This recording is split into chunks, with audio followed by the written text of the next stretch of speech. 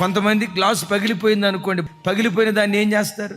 కొంతమంది ఆ పగిలిపోయిన గ్లాసు బాటిల్ని చెత్తలో వేస్తే ఇంకొంతమంది ఏం చేస్తారో తెలుసా? పారవేయబడిన ఆ గాజు ముక్కల్ని తీసుకొని గోడల మీద పెడతారు.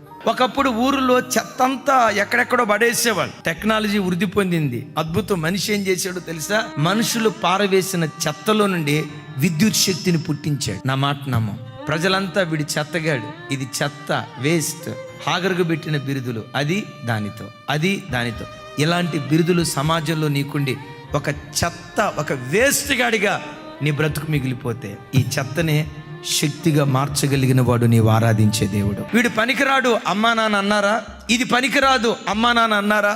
ఉద్యోగ స్థలంలో వీడు యూజ్లెస్, ఎందుకు పనికిరానుడని ఒక పనికిరాని వస్తువు పారేసినట్లుగా నిన్ను పారేశారా?